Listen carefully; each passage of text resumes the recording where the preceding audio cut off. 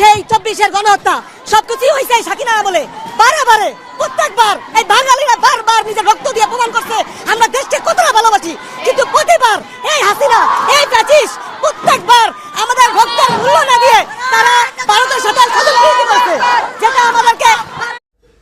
Guys কেমন আছেন? অনেক ভালো আছেন আশা করছি। আপনারা হয়তো জানেন যে শেখ হাসিনার 32 নম্বর বাড়িটা কিন্তু গুদা ভাঙচুর। কারা ভাঙচুর করছে জানেন? ছাত্ররা। যে হাসিনাকে ছাত্ররা বাংলাদেশ থেকে পদত্যাগ করাইছে, সেই ছাত্ররাই কিন্তু আজকে তাদের বাড়ি ভাঙচুর করে দিছে। কিন্তু এখানে অনেক দলেরই নাম হচ্ছে, আমি না বলি এগুলা। তো আপনারা পুরো ভিডিওটা দেখলে বুঝতে পারবেন যে হ্যাঁ কী হতে যাচ্ছে এবং কি হয়েছে। আর একটা কথা বলতে চাই, আপনারা হয়তো জানেন যে অত্যাচার নির্যাতন করে গেছে যে হাসিনা। এই হাসিনার বাবার মূর্তিতে, ভাঙ্গা মূর্তিতে চুমা খেলো এক মানুষ।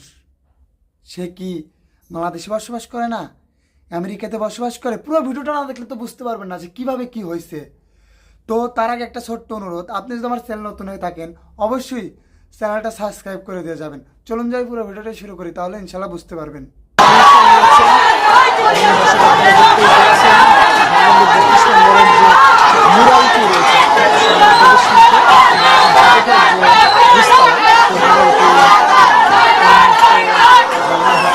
দর্শক, আমরা এখন মূলত যারা বিক্ষোভ প্রদর্শন করতে এসেছে তাদের সাথে একটু কথা বলতে চাচ্ছি। আমি আসছি ছাত্রদের পক্ষ থেকে। বাংলাদেশের ইতিহাসের সর্বপ্রথম স্বৈরাচারের বাড়ি হচ্ছে এখান থেকে আমরা দেখছি প্রথম স্বৈরাচার শেখ মুজিব এখান থেকে উত্থান হয়েছিল। এই 32 নম্বর থেকে আবার হাসিনার উত্থান হয়েছে, দ্বিতীয় ফ্যাসিস্ট সরকার। যে ফ্যাসিস্ট সরকার আমাদের ভাইয়ের রক্তের উপর দিয়ে শাসন করছে, সেই 13 সালের আপনার শাপলা চত্বরের গণহত্যা, সেই 24-এর গণহত্যা সবকিছুই হয়েছে সাকিনা বলে বারে প্রত্যেকবার এই বাঙালিরা বারবার নিজের রক্ত দিয়ে প্রমাণ করছে আমরা দেশকে কতটা ভালোবাসি, কিন্তু প্রতিবার এই হাসিনা এই ফ্যাসিস্ট প্রত্যেকবার আমাদের রক্তের মূল্য না দিয়ে তারা ভারতের সাথে ষড়যন্ত্র করছে, যেটা আমাদেরকে। দর্শক শুনছিলেন যারা এসেছে বিক্ষোভ প্রদর্শন করতে, তাদের সাথে আবার যদি একটু কথা বলে যে কেন আজকের এই কর্মসূচি ঘোষণা হলো এবং কর্মসূচি ঘোষণা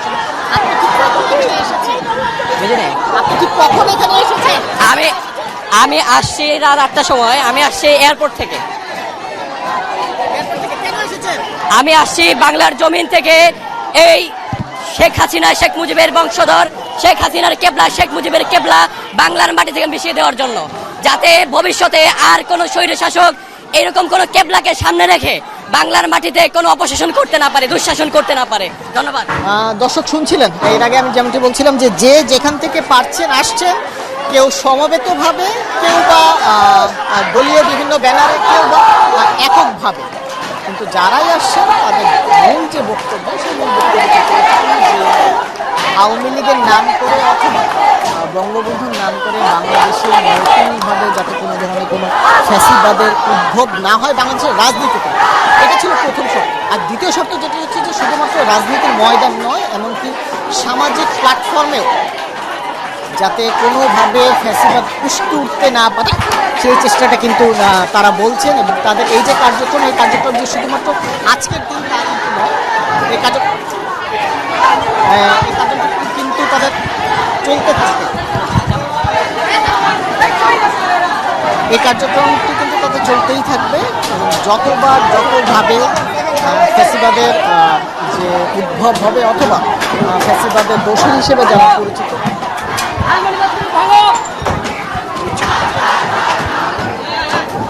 ফ্যাসিবাদের দোষী হিসেবে যারা পরিচিত, তারা যাতে কোনোভাবেই বাংলাদেশের রাজনীতি ফেরত আসতে না পারে সেই চেষ্টা কিন্তু তারা চালিয়ে যাচ্ছে। দেখতেই পাচ্ছেন যে 1 ঘন্টারও বেশি সময় কিন্তু এখনো সময় বাকি আছে। কারণ সামাজিক যোগাযোগ মাধ্যমে যে সকল আহ্বান বা যে সকল ঘোষণা ছড়িয়ে দেওয়া হয়েছিল, যে সকাল দুঃখিত রাত 9টার সময় ধানমন্ডি 32 ঘুরিয়ে দেওয়া হবে, ঘোষণার প্রেক্ষিতে কিন্তু আজকে এই কর্মসূচি চালানো হচ্ছে। এবং আমরা এখানে এসে যতদূর জানতে পেরেছি 6:45 থেকেই কিন্তু বিভিন্ন স্তরের বিভিন্ন পর্যায়ে মানুষজন এখানে জড়ো হয়েছে এবং তারা তাদের যে বিক্ষোভ, সেই বিক্ষোভ কিন্তু চালিয়ে যাচ্ছে। কখনো সেই বিক্ষোভ শেখ মুজিবের ছবিতে, কখনো সেই বিক্ষোভ প্রদর্শন করা হচ্ছে এই ধানমন্ডি 32 নম্বরের বাস ভ্রমণের বিভিন্ন আসবাবপত্রে কেউ বা কখন কেউ বিক্ষোভ মিছিল স্লোগানের মাধ্যমে দর্শক এই যখন ছিল মূল যে ফটক সেই মূল ফটকের চিত্র আমরা ঘুরিয়ে ঘুরিয়ে দেখাতে চাচ্ছি। কারণ ধানমন্ডি করে কিছুক্ষণ আগে আমি বলেছিলাম যে 5 শতাধিক মানুষ অপেক্ষা করছে, গত 30 মিনিটে হয়তো বা সেই সংখ্যা হাজার ছাড়িয়ে গেছে ইতিমধ্যে। এবং আমাদের যে সকল সহকর্মীরা রয়েছে তাদের সাথে আমরা যখন কথা বলছিলাম তারা কিন্তু আমাদেরকে জানিয়েছেন রাজধানীর বিভিন্ন পয়েন্টে কিন্তু এখনো বিপুল পরিমাণে ছাত্র জনতা অপেক্ষা করছে এবং তারা অনেকেই সমবেত হয়ে আসার চেষ্টা করছে। সামাজিক মাধ্যমে যে সকল কথাগুলো ছড়িয়েছিল সে সকল কথাতে কিন্তু বলা হয়েছিল যে বুলডোজার দিয়ে এই বাড়িটি ভেঙে গুড়িয়ে দেওয়া হবে।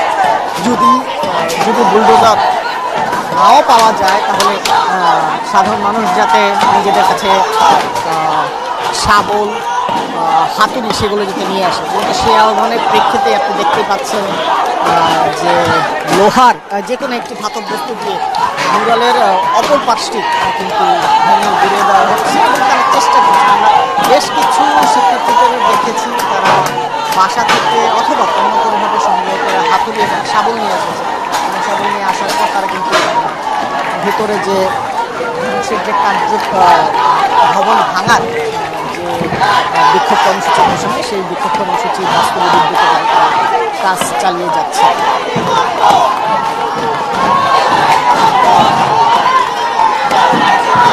দর্শক আপনাদেরকে জানাচ্ছিলাম সেই মুহূর্তে কিন্তু সাধারণ মানুষের শিক্ষার্থীদের সংখ্যা এবং অন্যান্য বিভিন্ন শ্রেণীর মানুষের সংখ্যা অনেক বেড়ে চলছে।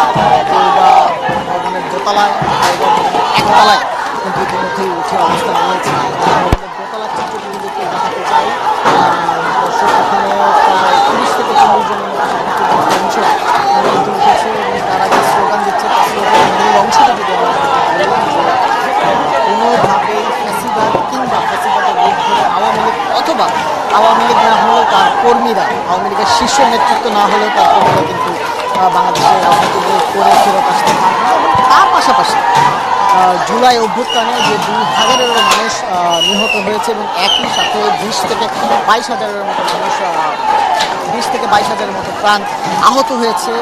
এমন ভিন্ন কার্যক্রমের পুরোপুরি বিচার প্রক্রিয়া যাতে শেষ না হওয়া পর্যন্ত ফ্যাসিবাদের রাজনীতি আর কোনোভাবে করতে দেওয়া হবে না। এবং আমরা তাদের সঙ্গে যখন কথা বলছিলাম তাদের আমাকে জানিয়েছে এই বিক্ষোভ কর্মসূচি এইটি বার্তা প্রদান করে যাতে দ্রুততম সময়ে আওয়ামী লীগের অপরাধের কার্যক্রমকে বিবেচনায় নিয়ে তাদের যে বিচার সেই বিচার যাতে দ্রুততম সময়ে বাস্তবায়ন করা যায় এবং একই সাথে বিচারে যারা দোষী প্রমাণিত হবে তাদেরকে যাতে দ্রুত আইনের আওতায় নিয়ে এসে তাদের যে শাস্তি সেই শাস্তি যাতে নিশ্চিত করা হয়।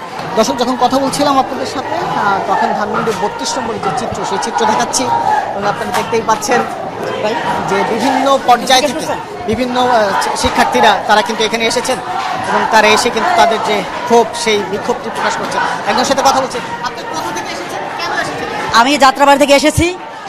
আমরা ফেসিবাদের টুলসকে আপনার ধ্বংস করার জন্য এসেছি। আমরা এই বিল্ডিং ভাঙতে আসি নাই। আমরা মূলত বিল্ডিংটা একটা ফেসিবাদের টুলস, যে ফেসিবাদের টুলসটাকে ব্যবহার করে মানুষকে মারা হয়েছে, গুম করা হয়েছে। আমরা মূলত এই ফেসিবাদের টুলসকে ভাঙার জন্য আসছি। আমরা নিছক একটা বিল্ডিং ভাঙতে আসি না। দর্শক শুনছিলেন যে সমবেত যে বা যারা আসছেন তারা কিন্তু নিজেদের উদ্দেশ্য, নিজেদের আসার কারণ তা কিন্তু ফুটিয়ে তুলছেন এবং হয়তো বা সময় যত গড়াবে আমরা যে বুঝতে পারছি ধানমন্ডি 32 এবং তার আশেপাশে শিক্ষার্থীদের অথবা সাধারণ মানুষের যে অংশগ্রহণ সেই অংশগ্রহণ আরও বাড়বে। একটু যদি পেছনের দিকে যাই, আমি আমার ক্যামেরা পার্সনকে একটু বলি ফারিজের দিকে আসুন। ভবনের পিছনের যে অংশ সেই পেছনের অংশটার দিকে এখন আমরা যাচ্ছি দর্শক, যে ইতিমধ্যেই ধ্বংসস্তূপে পরিণত হয়েছে এবং বিভিন্ন পর্যায় থেকে ইট পাথর ছুঁড়ে মারার জন্য বেশ একটা ধোঁয়ার পরিবেশ তৈরি হয়েছে।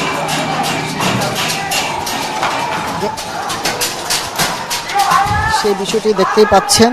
আপনাকে বলছিলাম যে ভবনের দ্বিতীয় তলায় 50 থেকে 100 জনের মতো শিক্ষার্থী কিন্তু উঠেছে এবং আমরা যদি ভবনের বিপরীত যে পাশ সেই বিপরীত পাশটি দেখাতে চাচ্ছি। পারে সাবধান।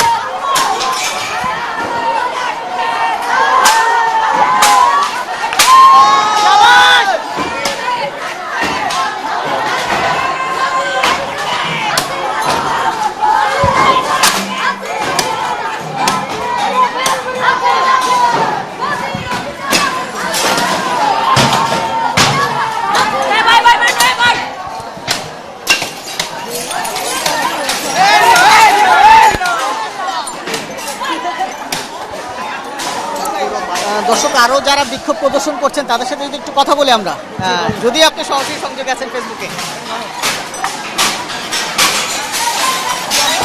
এবং ঠিক কি কারণে আজকে এই দেশে শান্তি চাই, এর বেশি কিছু চাই না। এরকম একটা ফ্যাসিস্ট মহিলা, রক্তপিপাসু মহিলা, তাকে এই দেশে এই বাড়িতে এখানে বসে তারা সব রকমের চক্রান্ত করত, তখন জ্বালিয়ে দেওয়া হয়েছে, এখন ভাঙতে এসেছে, এটা ঘুরিয়ে দেওয়া হবে। আওয়ামী লীগের কোনো চেতনা এই দেশে থাকবে না, ফ্যাসিস্টের। আশা রাখছি পুরো ভিডিওটা দেখছেন এবং বুঝছেন যে হ্যাঁ আসল ঘটনাটা কি। তো বলার মতো কিছু নাই, বাট কমেন্টে জানাবেন যে আমার ভিডিওগুলো কেমন লাগে, কোথায় ভুল হয়েছে। আর যদি ভিডিওগুলো ভালোই লেগে থাকে অবশ্যই চ্যানেলটা সাবস্ক্রাইব করে দিয়ে যাবেন, যেন প্রতিনিয়ত আপনার কাছে ভিডিওগুলো পৌঁছায়। ধন্যবাদ।